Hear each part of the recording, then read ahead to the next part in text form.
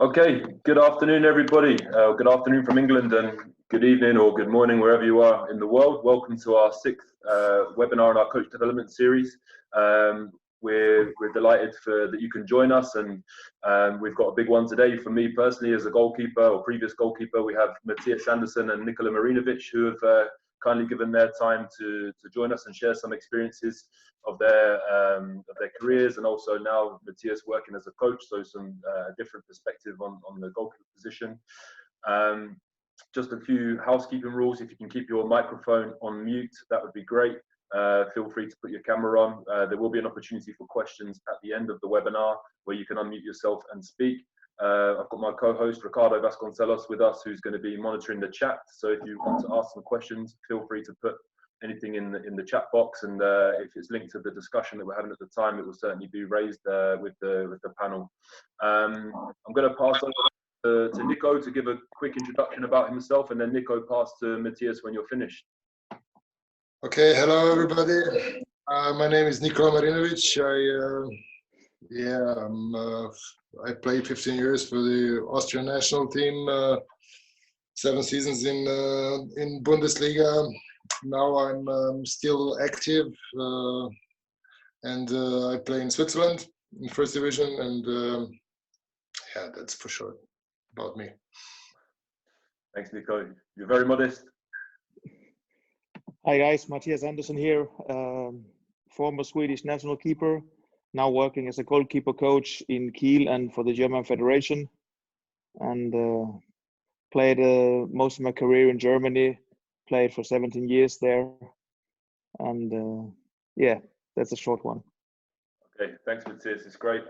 Guys, we're going to kind of go through some clips that Mattias and Nico have pulled together from some tournaments, and then maybe discuss some details around the important factors that come from each clip. Mattias, are you able to share your screen and kick us off? I think so.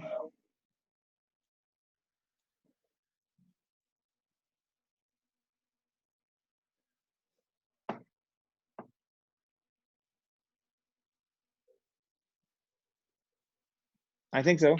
Yeah. It's sharing now. Yeah, we're starting with some clips from the wing players. Just let them run by first, and then we'll talk about them later.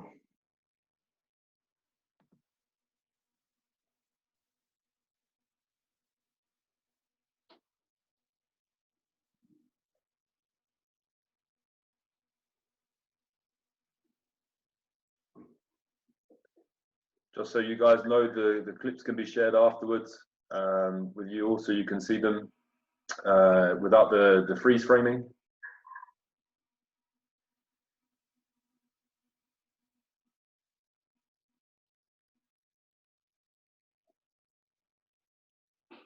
Yeah, that was that about the wing clips. Do you want to start, Nico? Yeah, you see there's some couple of different angles from wing players, and I think it's important. And the first two shots are quite a good angle, and the goalkeeper tried to be on the hand, but it's a lot of space, and he can be a little bit offensive, maybe because the first one was good. He stay on wing player's hand, but he got to a lot of space, and he got to the long corner. The second one, I think he is a little bit defensive because of that, and if they move some legs, the whole down side of the goal is open. It's difficult to save this ball. You have to be offensive. This third is really good because he is ready for the shot. Now what Mattias said, that's perfect. He stay and then came the shot, and you see the hand, and then is a reaction. That's a really good thing. I don't know, the last two are against Croatia. What I saw. Oh, no, they say now in the first corner. That was the same because I was also on this game, and in the start of the game as a Pilipovic on this side, he stayed very concentrated, and he was always what the most important thing is from the wing is that you are calm and that you stay already ready because before this the shot come, and that was good.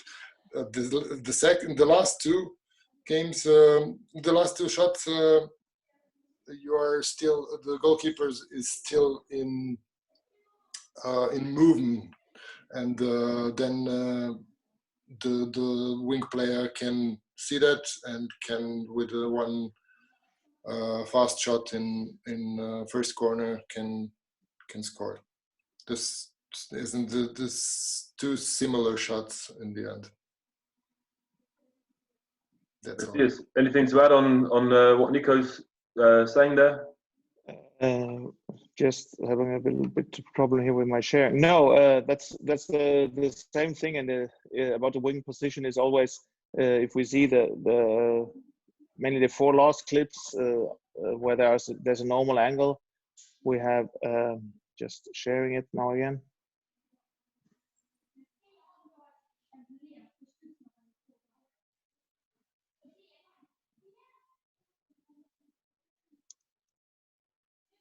Where we have first Pilipovic from the World Championship against Denmark, where he stays very calm. He's on his feet, like Nico said, moving with the player and making his decision late.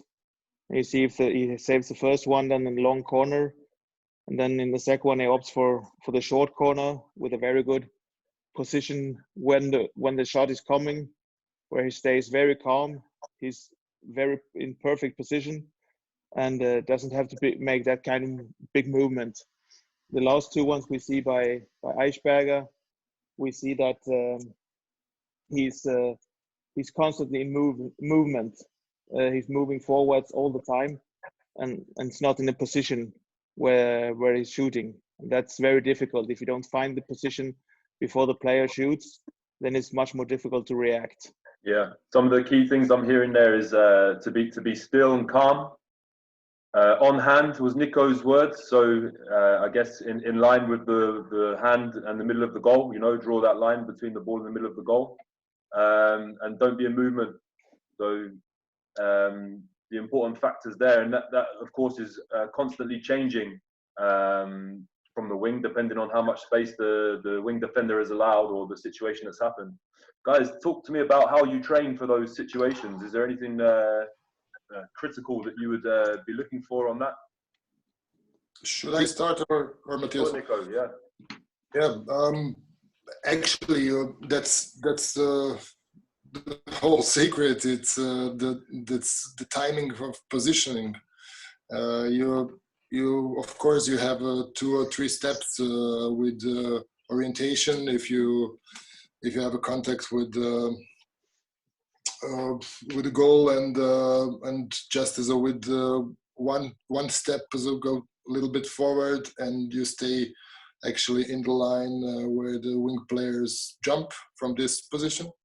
And if you stay in this position, your short corner is already saved, and then you should make some small steps but fast steps to follow the flight from the wing players, because the wing players had also his problems to. He should catch the ball. He should jump. He should watch on defensive players, and that's the 2-3 stuffs they should do before they shot and before they shoot, and that's your possibility to look better and to stay stay prepared on this shot. That's actually that you these first 2 or 3 steps makes good, and you stay calm and wait on his hand or his position of arm or upper body. Yeah. Thanks, Nico. Mattias, I'm going to ask this question to you because Nico, remind me how tall you are. What's your height? What's your height? I didn't. I'm 198. 198. And Mattias, how tall are you? 187. Okay, so a big difference in the heights, but 2 top-class goalkeepers. So Mattias, would you approach it any differently to how Nico's described it? Because I know we're going to have some questions around height of the goalkeeper and all those things. Of course, as a bit of smaller goalkeeper, you have to be very much more accurate in the positioning. Because if I was a little bit off, or if a smaller goalkeeper is a little bit off, going too offensive or something like that, then you have a real problem, and you have to be quick on your reaction as well, because you don't cover that much of space. But in the end, I think the positioning should be the same for a bigger or a smaller goalkeeper. Just it's a lesser lesser range for faults by a smaller goalkeeper. You have to be much more accurate, and the wing shots are also one of the most difficult things, I think, for every goalkeeper, because the players today, they are that skilled, they are that physical, they're jumping far, they're jumping high, they have a lot of a variation of shots, and sometimes you also have to know that you can't have all possibilities covered. You have to decide what are they most likely to do in which situation, be a little bit prepared of that from before the game as well, because against the best players you can't cover all 4 corners plus the trick shots. Then you're just going crazy in your head, and then you're probably going to do too much or too little. Definitely, yeah.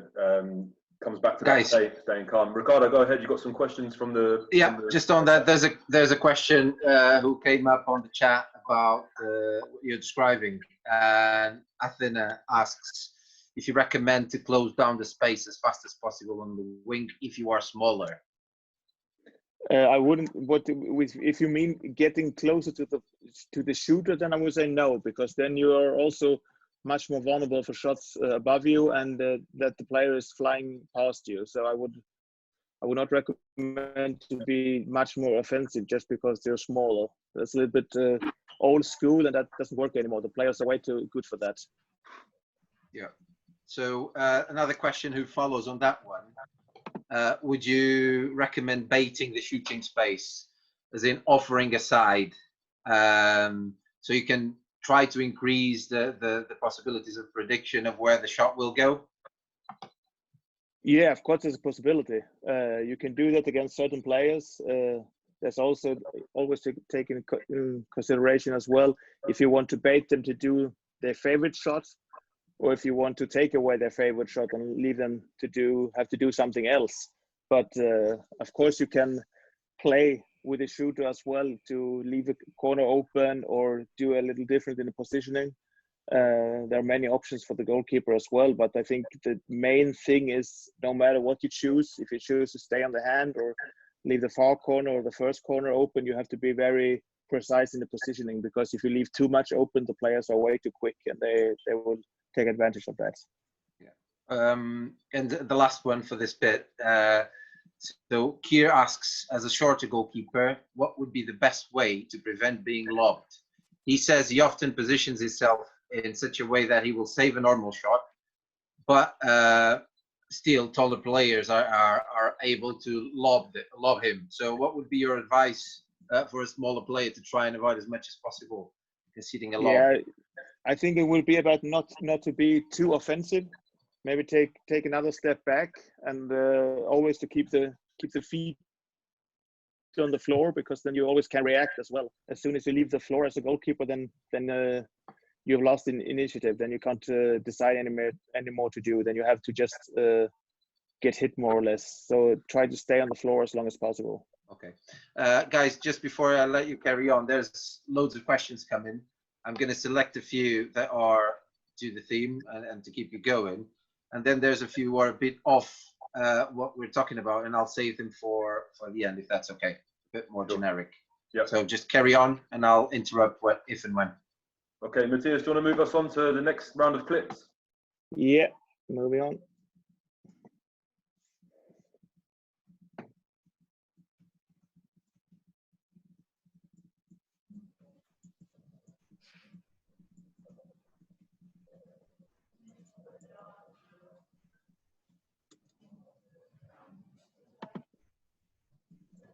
Coming up, just sharing the screen again.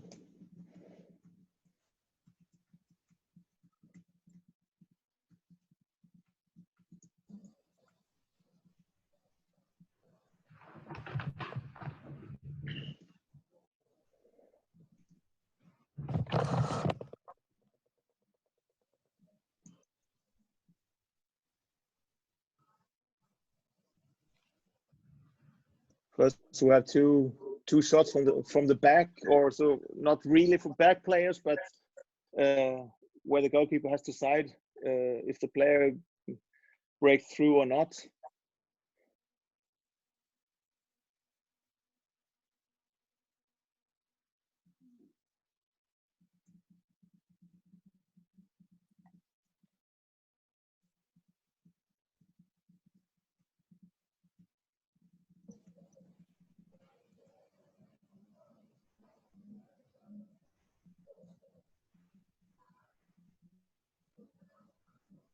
We can take the wing shots later, the back shots from the back later. We had the going back to the. Nico, you can keep on talking if you want. I'll show the clips one more time. Yeah, of the first two shots from Sagosen, he came into the 9 meter with defensive player on his back, and the goalkeeper actually tried to be offensive in the last moment, but he shoot in that moment, and that was his in movement. It's difficult because he came on the third player in defense and middle block, and he shoot over his head in the long corner.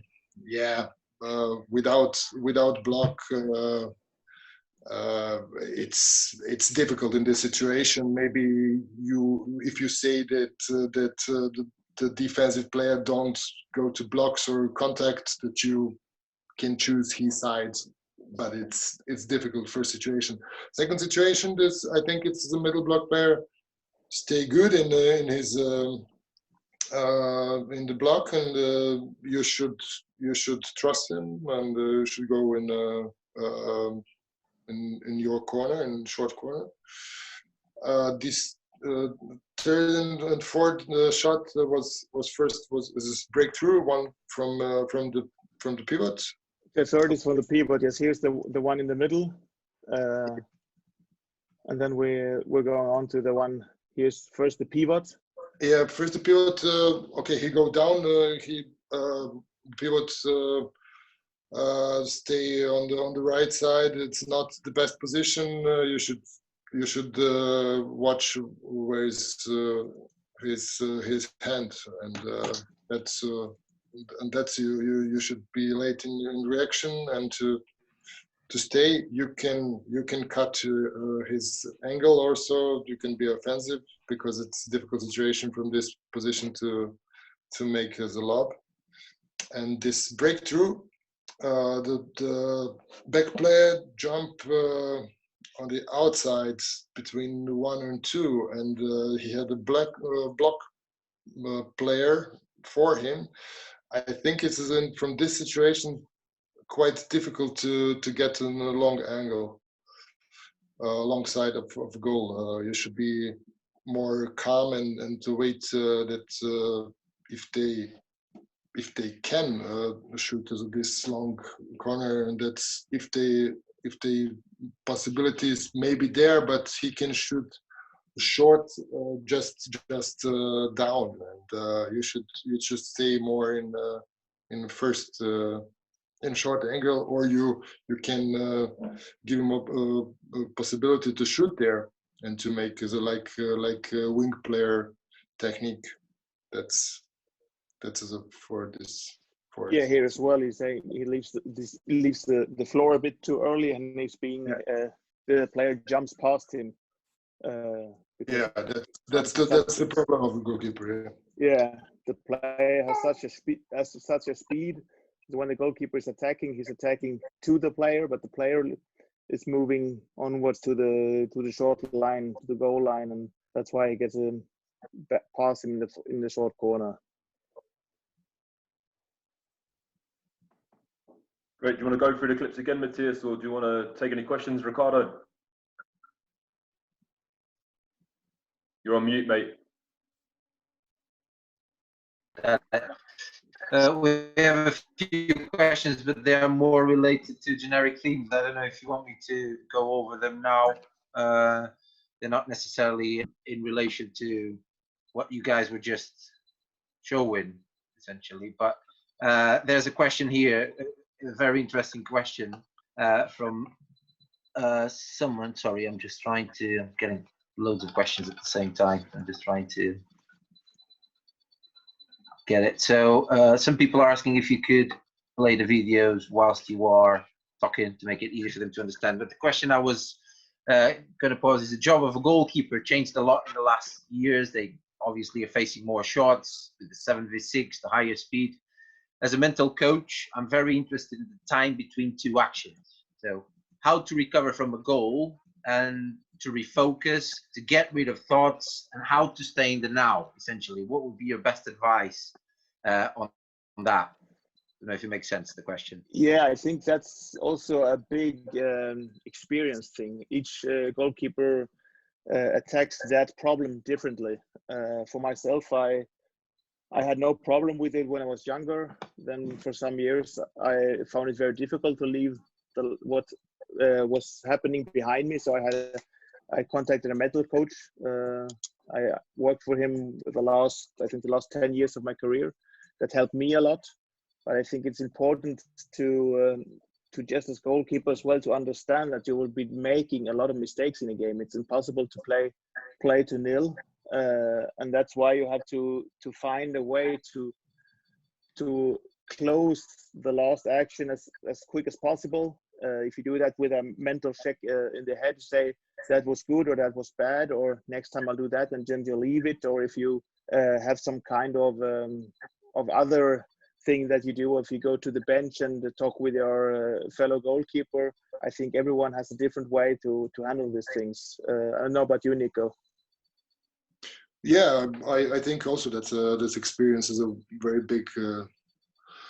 That's the biggest plus in this situation. Of course, handball is a fast game, and you don't have a lot of time to lose to say, okay, I make mistake. You know that you are making mistake, or you can be better, but you should be concentrated on the next ball. And handball is a mistake game, and the team or the players that make less mistakes, they won. And you have to learn such things during your career, and that's the communication is very important. Also to quote assistant trainer, to your colleague on the bench, to your defensive player as a middle block or something like this, and that's now the combination between mental and also tactic or something like this. But if you have enough experience, you should beat that problem. Thank you, guys. Just another one before you carry on, if that's okay, Bobby. I don't know if you want to intervene. I was going to just continue on the psychological theme for a moment. So if you're going to deviate from that. Yeah, go on, then I'll ask the next one. Okay. So no, carry on. Okay, so this is open to Mattias and Nico, whichever one has wants to go first.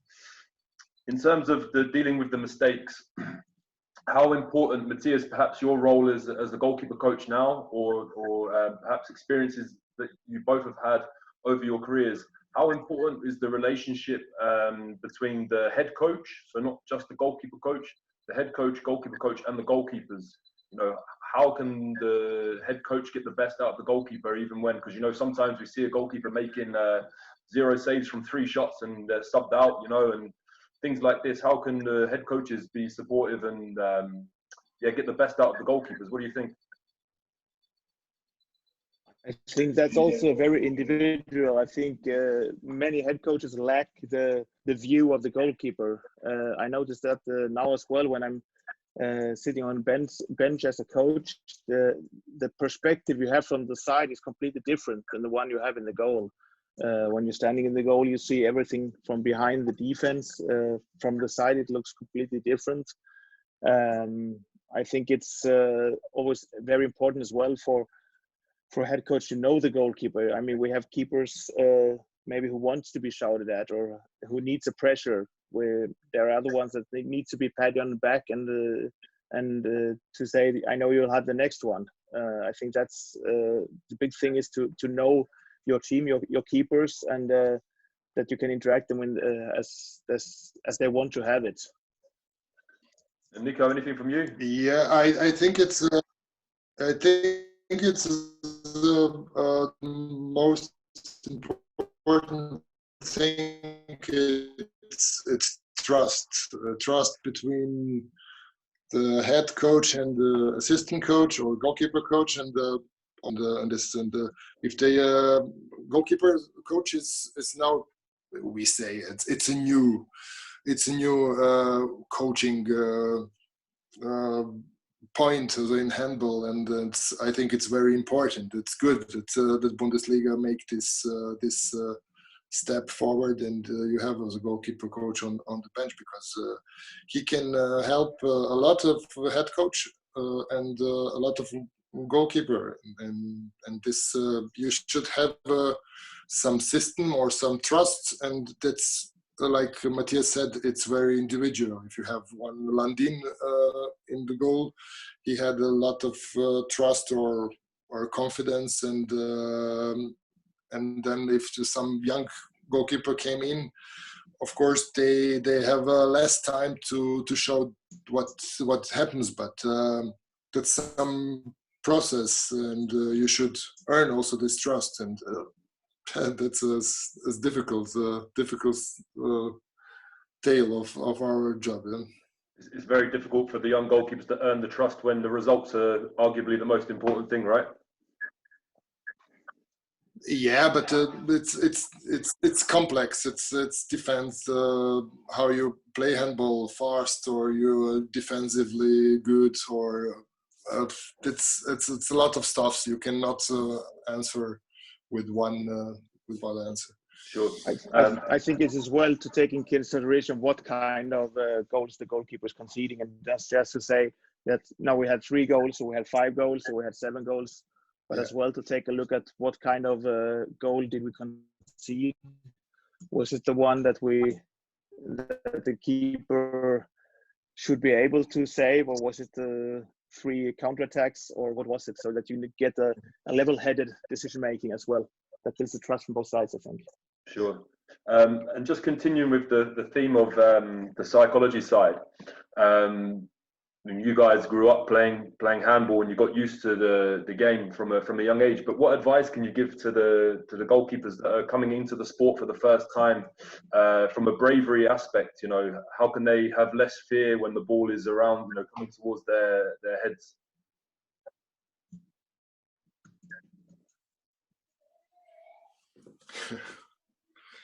Yeah, that's good stuff. So you don't have the fear is your opponent. You should have the eyes open, and that's of course such like this. But I think it's you don't have a lot of equipment. They can protect you, like in I don't know, ice hockey or something like this. But it's I think it's some kind of difficult in different schools. I think it's Scandinavian school is more defensively, and it's combination with the 6-0 defense, and you should more say from back players and something like this, and Balkan school was always with 3-2-1 defense, aggressive, and you should go up, and there's a lot of situation 1-against-1, and of course it's also individual, but if you are brave or not, or you go crazy one steps or two ahead or not, but it's you should be brave, or you don't have a success without bravery in handball. It doesn't matter in what position you play. You cannot hide anywhere to get us. And that's a game. The ball is your opponent, and you should save it. And sometimes you should save with your head, and sometimes hurt. That's a part of the game. Yeah, I think as well you can when you have kids or younger keepers, you can train with softballs. It's all important, especially for younger keepers, that you don't do the training faster than they can make it, because if it goes too fast, then they can't control their own movements and they don't see the ball, and of course then you have the problem of getting a little bit scared of the ball. And I think that's just a good way to get young kids used to the ball, to make the training in their tempo. Thanks, guys. Ricardo. Just in relation to that, there was a question that takes you one step back, if I may, which is, you're talking about when a kid decides to become a goalkeeper, how do you help him to face that bravery aspect of things, or to improve the bravery aspect of things? Someone here is asking a question that goes before that, and the question relates to, how would you convince a young player to become a goalkeeper to start with? So because we know they're facing shots at crazy speeds, and how do you convince a kid to become a goalkeeper to start with? I think it's a lot bit to do about it's always been very high valued, and we always have a lot of kids that they want to be a goalkeeper, they want to play in the goal, because it's high valued, and also because everyone know that it's just high value to save a ball as to score a goal. And I think that's one way to go to get the kids to play in the goal, that you try to make it clear that it's just as important to save a ball as just to be counting the scores. Yeah, that's a great point, Mattias. Nico, anything from your experience on this one? Yeah, I read for 1 year some interview with Mattias' ex-trainer, with Finn Holpert, and he works also with the German Federation, and he said it's quite a big problem in Germany, because you play in the beginning without system in defense, and you play 1-against-1, man against man, and you, as a goalkeeper, you got a lot of 1-against-1 situation, and probably you don't have quite a big success in this, and that's motivation for goalkeepers. It's more important to motivate the young players, because sometimes the trainer in young age say, okay, you are too. Your weight is too big. You cannot run, go in goal, because there's a big and you make a better figure in the goal, and that's not a good decision from the trainer. I think it's everybody should try this position. That's one completely the other role as a field player, and that's as Mattias said, the value is big in Scandinavia, and you should have some idol to start to beat it. Like now European Championship to 16, I think it's Wolf makes a really good as a figure in this championship. And Germany had how many kids they wanted to be a goalkeeper. That is also important. It's a nice thing to talk about, is this giving all the young kids an opportunity to experience different positions, and if they maybe never had an idea about going in the goal, and in one tournament they rotate, they switch around. You never know, you might find a goalkeeper that's really that enjoys that position, that didn't really know that they would like it, that has the mentality for it, that has the physical capacity for it. Yeah, it's really interesting, but we don't know that unless we try it, by mixing them around. Ricardo, anything else from the questions before we progress? There's a few more. There's one that I think would be interesting, following what you're discussing around how do you engage with a coach that is not paying the attention you think you deserve when you're in a context of a club that does not have the means to hire a goalkeeper coach. So how can you maybe, make yourself heard when you're in a context where there's no way to have a goalkeeper coach, and it has to be your head coach to help you? Yeah, that's a difficult one, and it's like that. Not every club has a goalkeeper coach, or not every federation has a goalkeeper coach. I think it's always good to have a talk about it, and you can always.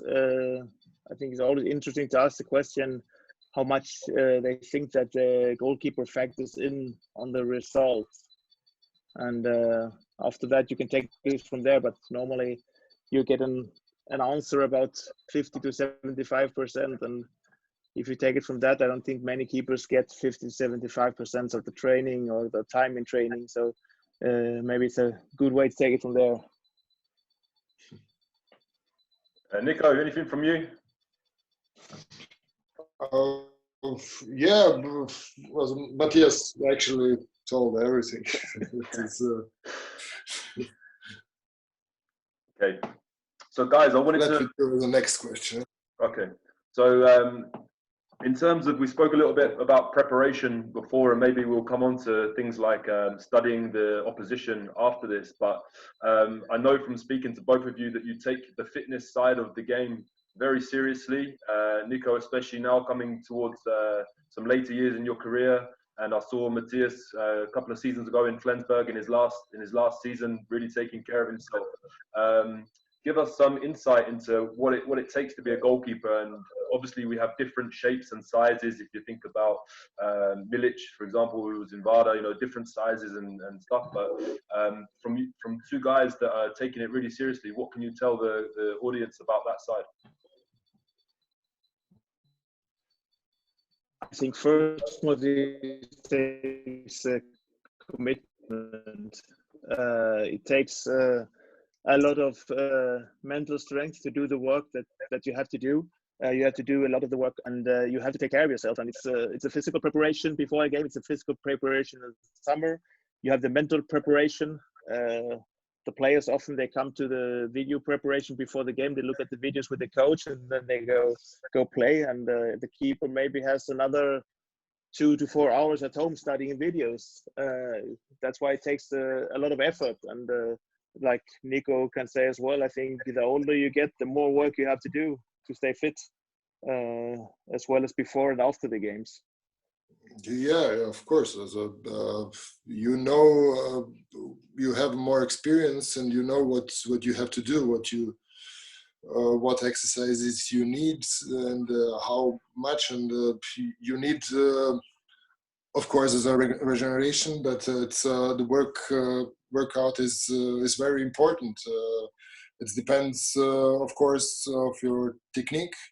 That's maybe my advantage, because the technique from Scandinavian goalkeepers and from Mattias is even you have to be even harder with the training, and especially with the low balls, with this technique. And but you know, you sometimes hurts, sometimes not, but you have to switch your trainings program, and to do some stuff so that you make you better, to work also mentally better. And you don't also with the one question before this mental preparation, but I think it's the goalkeeper is the only position, if you in the whole handball, that you can your tactic, your counter-attack tactic, or defensive tactic, you can make if you have good goalkeeper behind, and if they can, as a good passing game, or good 6-0 with the black players, you can not do like this as with some other player in our game. Okay. There's a couple of questions here about specifics around the regeneration. So how would we recover ourselves after the matches? Is there? I mean, you guys will have a lot of experience of tournament handball where you're playing, and even in the Bundesliga when you're playing so often. So it's such an important aspect to be ready to go for training and then matches every couple of days. I think you have to find your own kind of program. For me, it was always 10 to 15 minutes of cool down running in the arena after the game, then a good stretching session, a little bit of treatment from the physiotherapist, and then you have to some kind of evaluate and try to forget it, because the next day you have to focus on the next game. And that's the same if it's in the Bundesliga or if it's in a championship. The games are coming that quick, and you can't lose any time dwelling on the last one. And it's easier said than done. It's not really a little bit of less sleep after the game, but the next day you have to start preparing for the next game, and that's also a mental strength that you have to develop to be able to do that every week in and out, and that takes a lot of commitment, like I said before. Yeah, I agree with it. That's you know that it's not every player able to do like this and to play now Bundesliga or Champions League, and in January World or European Championship. That's difficult. You have to. That's a process. You have this mental strain is very, very important. Not every player had something like this. I liked always the tactic of Swedish national team, that they change goalkeepers every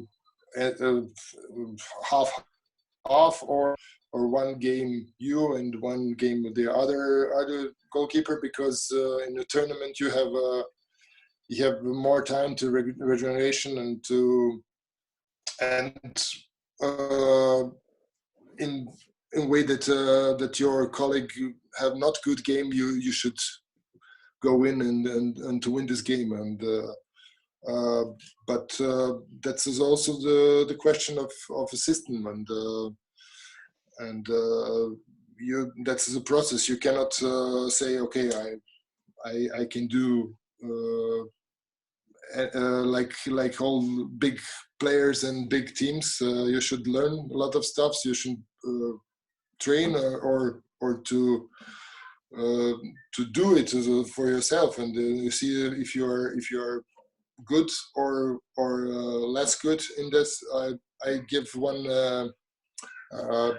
example. I think the Austrian national team now in the European Championship, the second guy Eichberger makes a great couple of games, but in the main round he didn't expect that he play a lot of games, and after 2 games in the main round, I think he was already gone. He don't have a. He was not focused anymore, and he's not used to do every 2 days. That was my opinion, or my side from side. I don't know what you mean. What you mean, Mattias? That's I think that's a discussion for another time. Yeah, but that's experience stuff, for example. Yeah.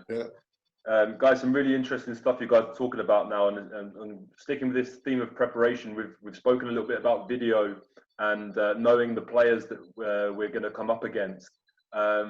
Do you think that there's maybe an over-reliance on video and trying to understand what the player's best shot is? Given that you guys are facing world-class players on a regular basis, and is there any other maybe cliches or myths around handball that you guys have come across? I don't think there's that the keepers that they're watching too much video. I think you have to do it when you're playing against the best.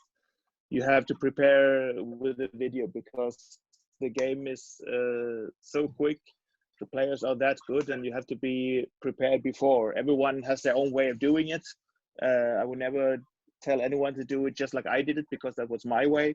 I think Nico has his way. Every keeper has their own way. You can always, I know when I played, maybe I had a game where I didn't make one extra save because of the video, but if nothing else, it's made me feel prepared before the game. And I think that's an important point to take away from the video preparation as well. That when the goalkeepers do that, they feel prepared and they have a better feeling going into the game. But I think as well, you should never expect a player to do just that, or he shoots only in that corner, because that's very rare that we have players that only does one thing. They are way too good for that. They have way too many possibilities. So you have to be prepared for everything, and that's a big part of it. Yeah, Mattias said a lot of good stuff about that. Of course, it's individual stuff, how you prepare yourself for the game. Some guys need more video sessions, some guys less, but it's also there's also experience stuff to read the game, to watch it, what the back players do, play with your block together, with some stuffs that's for that it's video session, not nothing special, because if your block stay in a long corner on his arm and he cannot shoot it over there, you should go in your corner. It doesn't matter if it's Mikkel Hansen and she shoots it 10 times in a high long, but it's some stuff so you should read in the game, and because of that you that's not I don't know, video game. If you go always left high or right low, and because of that, that's a sport. It's a complex, and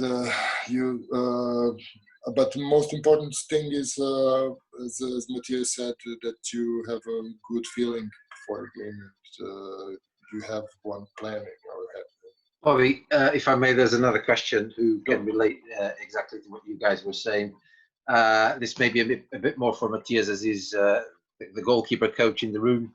But obviously Nikola will have a different perspective. But in terms of tactical work, you're discussing your tactical work linked to the video observation. But also, you know, how high is your connection with the head coach? Because obviously, I'm guessing, and this you'll tell me if I'm right or wrong, and the question relates to that. Do you change the goalkeeper that would start the game in relation to the tactic that will be used by the coach in defense? Because a goalkeeper might be better against a 6-0, another one against a 3-2-1. And if so, how do you prepare the different moments tactically for the goalkeepers throughout the week? Yeah, of course. Leading up to a game, I have to take in consideration the training. I have to speak with the head coach because I want to know what we're going to play, which defense. obviously I know who we were playing against, and then you had to adapt the training sessions that you have for the keeper, the shooting sessions, to prepare the keeper for what's coming in the game. And of course, you know as well, when you select the starting goalkeeper together with the head coach, of course, but you always know the situation of the keepers, which one likes this defense, or which one likes this opponent, or which one is in shape, or which one is in form. There are so many factors that you have to factor in. But of course, you have to know what the team as a whole team are doing, and then you prepare the goalkeeper from that. Thank you. Okay, guys, we've got a few questions about reading the game, and we spoke a little bit about tactics and stuff like that. I'm going to bring it back to Mattias around from the coaching side of it. Mattias and Nico, you can obviously jump in with your response, but how has goalkeeper coaching changed over the years since you guys first started? Have you seen a shift in what the focus is on, or is it kind of the same, just with different flavors? What do you think, Mattias? I think it's getting more and more complicated, more and more complex. Let's say it like that. It's more and more complex. The players are much better than they were. The game is getting faster. They have more options when they're shooting. Many teams are playing with different defenses. You have a lot of things to take in consideration when you prepare the keepers, and the keepers have to know so many things. And I think it's getting, or it's always been complex, but it's getting a lot more complex as well due to that the players are getting that good. Okay, Nico. Yeah, it's that's true. It's more complex, and for I don't know, 20 years, I thought that the head coaches didn't speak a lot with the goalkeepers. I of course I had a couple of head coaches, and they're all different. And it's nice if you have a good communication, and if you can make some good stuff for you. If you, it's also good for your preparation, and how they plan with you, and what we do, and one guy is more on the field, or 7 against 6 or something like this. But it's complex, and you should. I think it's a communication should be in future much better, and I think it's a position of goalkeeper trainer should allow this better communication. I had one example is I play in Wetzlar, and goalkeeper coach is Jasmin Čamčić, and he had a very big trust from a head coach, and he makes some stuff with us, or as a preparation, or with also with tactical whole team, and you're so secure, and you know what's your role in this game, or in this part of the game, and that makes you more confident in such a situation, and it's not during the game some discussion why you did that or something like this, or we do our stuffs, we spoken, and everybody are concentrate of his stuffs. If goals happens, so we should analyze that after the game, but not during the game. That's I think it's the role of the handball goalkeeper, really important in the future. Mm-hmm. Really interesting to hear you guys talk about how much connection is required for the goalkeeper to be connected with the team, and the head coach and the goalkeeper coach working together, not working in separation. Of course, there is times when we need to maybe spend some time looking at maybe some physical things outside, and I don't know, some individual work, but certainly connecting the goalkeeper with the team, and as Mattias said, the complexity of the game, because we need to prepare goalkeepers for the game and not for isolated scenarios. Ricardo, I'm just aware, guys, we're coming to 3 o'clock. So if Mattias and Nico, if it's okay, we'll just take a few questions from the chat box, and then if you guys need to leave, you just tell us. But we'll go until you guys are ready. Yeah, keep it coming. Okay. I have a couple of questions about different themes. The first one touching the one you were just discussing about the data and the information you pass on to the goalkeepers, in your case, Mattias, and that the information that you receive in your case, Nikola, when you're preparing a game. How do you select what's important, what's relevant? So you observe, say, 10 games from a team that's going to face yours. How do you go through the process of selection of what's relevant to your goalkeepers, Mattias, and what's relevant to you, Nikola, when you're observing a game? First of all, I ask the goalkeeper what they want to see. I can't tell the goalkeepers what they should do. I have to ask them, what do you want to see? Do you want clips? Do you want whole games? How many games do you want? How many clips do you want?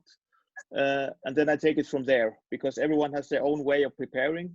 I just need to make sure that they are giving the stuff to be prepared. After that, of course, we talk about it. Some keepers want to talk about it, the goalkeeper coach and both keepers. Some would like to talk it individually because you don't want to hear too much of some other person's opinion. I stay away from telling them too much stuff. I want them to find out themselves. I want them to get the feeling, because they are playing in the goal, not me. I just need to know, I need to know the week before the game. How should I prepare them for what's coming in the game? Although maybe they don't know it, but what shots do I want them to be prepared for? I also want to have the information so that I during the game, either on the bench or if I'm in the stands in the halftime, to be able to give 1 or 2 tips, not more, because then it's too much.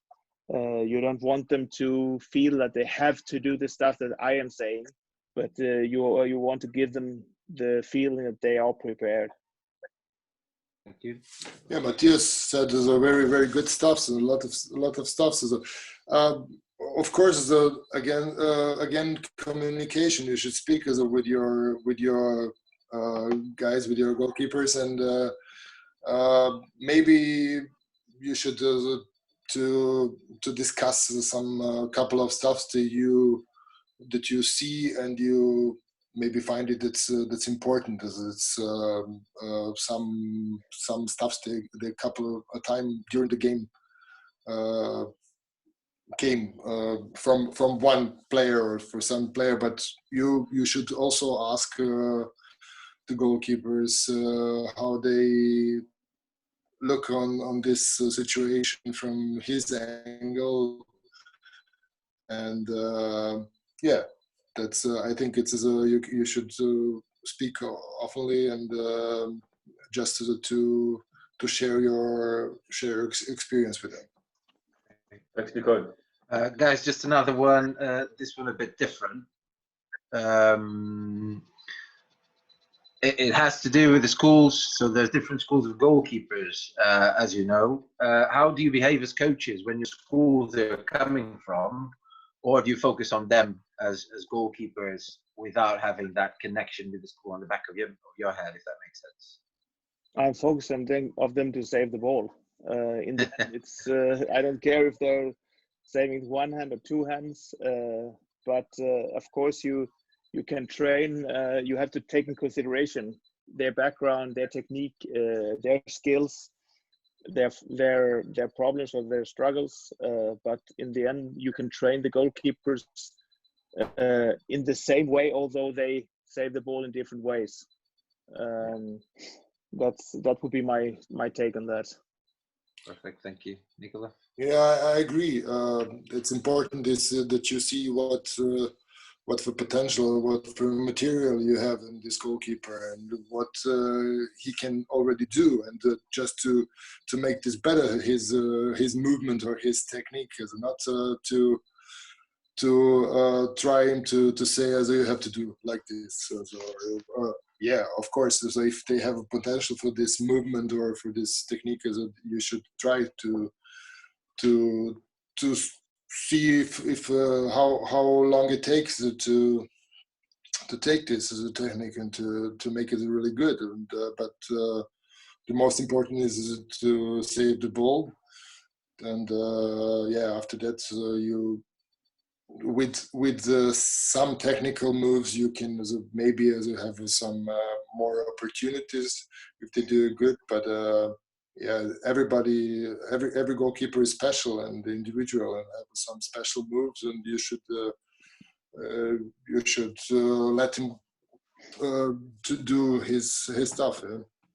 Thank you. Yeah, just another one, and then Bobby, I'll let you carry on. So someone asks a very specific question about young goalkeepers and their technique. They're raising the fact that a lot of goalkeepers move their feet a lot and jump a lot and raise the legs a lot at early stages without that weighting you were advocating at the start, mainly from the wings. Is there any tip, any advice you would give a goalkeeper coach when working with young players to try and improve that side of things? I think it also has to do with that they often look at other goalkeepers, grown-ups doing that, and it's cool saves, and it looks good. But I think as well, like I said before, maybe try to slow the training down a bit so they do it with the right technique, to be very specific or just to be accurate, but to train the right technique and not doing the training that fast or that so they learn the wrong technique, but to slow it down a bit, go back to basic and show them your thoughts, and maybe show them also one or two clips of the keepers that are doing it in your opinion right, to show them that it's not just about the cool save. It's a really interesting question, and it's making me think about some goalkeepers that are playing in the top level who are maybe exceptional in terms of their physical characteristics. Maybe very, very tall, much taller than even Nico.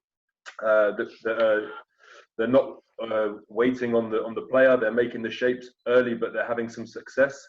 Yeah, I don't know if you guys have any comments on those types of situations.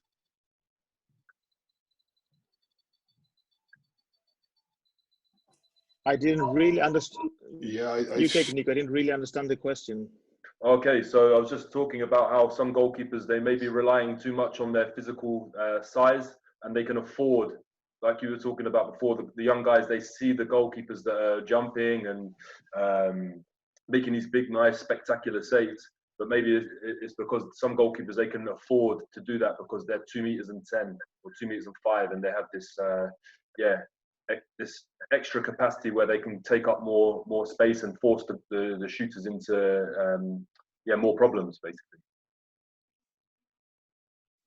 I think that's can be a problem with bigger goalkeepers that are very big when they are young, because they don't have to learn it the right way. They are getting hit with the ball anyway.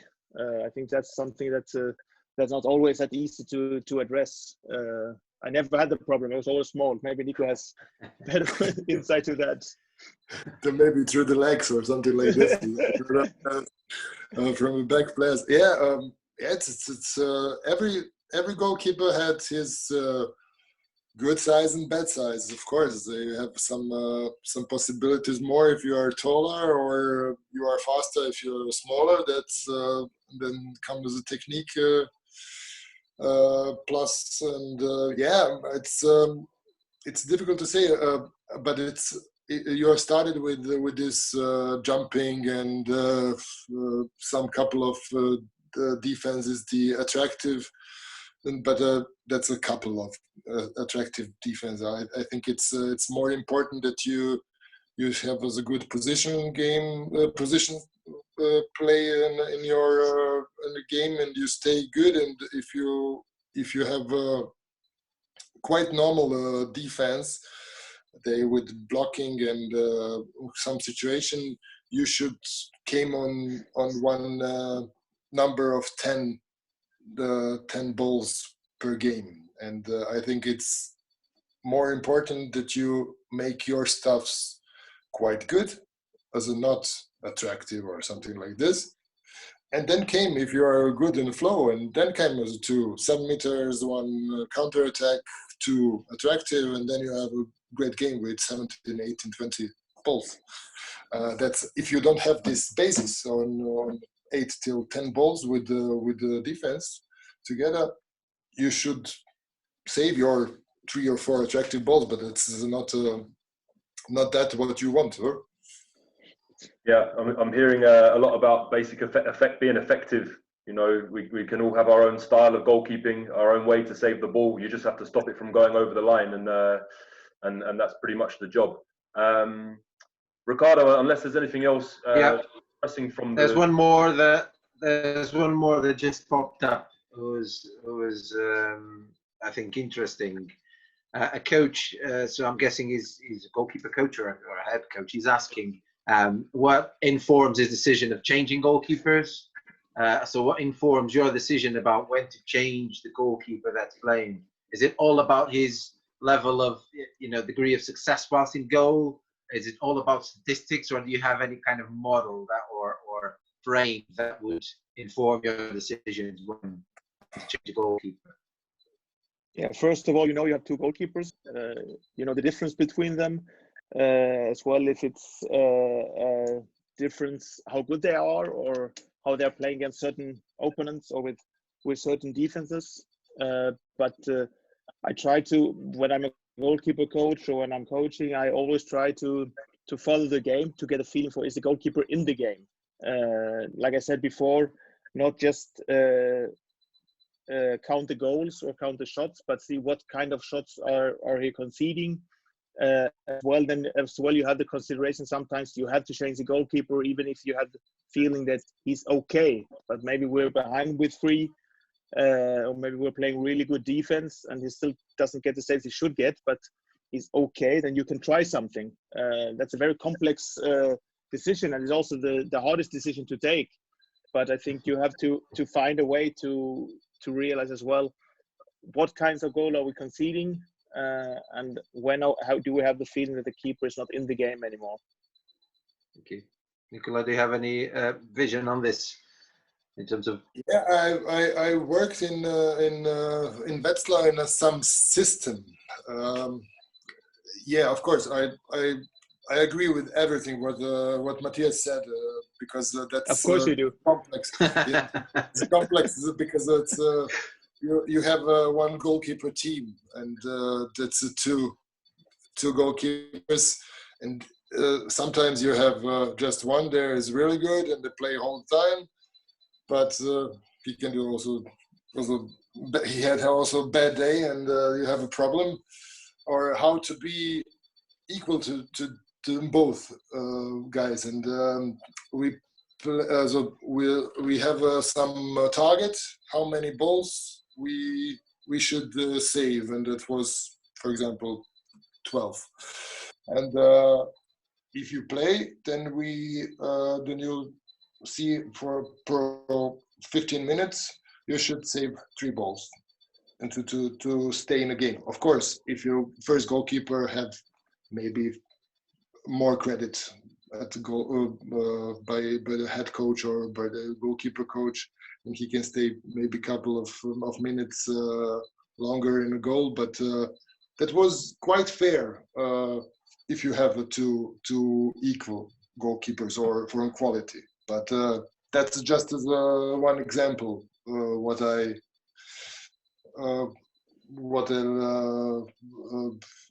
Wetzlar, how Wetzlar do his stuffs with the goalkeepers. Yeah, it's interesting to see a different perspective when it's not just done on a feeling, but you've got a set framework of when you're looking to make the changes, and some prediction of what they should be saving in the time frame. Very interesting. So guys, this is what we're going to do. I'm going to save the chat box and pick out some questions that haven't been answered, and I'm going to share them with Mattias and Nikola, see if we can get some responses on those, so we can share them out on the debrief email. I'm just going to say a big thank you to Mattias and Nikola now. Really appreciate you taking the time to talk with us and the audience. And I'm going to give you guys just 1 more opportunity to say something to the audience, some best bit of advice for goalkeepers, or best bit of advice for a goalkeeper coach. So Mattias, we'll start with you. I think it's for the goalkeeper coaches. It's important to install like I said, the commitment in the goalkeepers, and also the easiest tip for me is always have them watching a lot of handball, and then when we train the things we're doing in the game. Don't try to make up any fun exercises or other stuff. So keep it simple. Train with how we play. Perfect. Thanks, Mattias. And Nikola. Yeah, that was the same advice I got from my first really famous goalkeeper from Zlatan Marinovic, and that is everything what you do in training, do like you have to do in the goal, and some movement or something. If you don't need the goal, you don't need it, and that's sometimes stay in your head. And I think you have to be patient. That's a long way. It's to be a good goalkeeper. It's one marathon run, and yeah, of course, it gives us some couple of great talents. They are already with 15 or 16 as a great in goal or young age. But as a goalkeeper, you have one long career for you, and if you train good and if you analyze good, and you will read the game better, and you will from like red wine, you will better and better. Perfect words, Nico. Thank you so much. Guys, that's the end of the goalkeeper webinar. Thank you again for joining us. We've got our next webinar on Friday, which is at 3 o'clock English time, London time. We hope to see you there. Thanks again. All the best, everybody.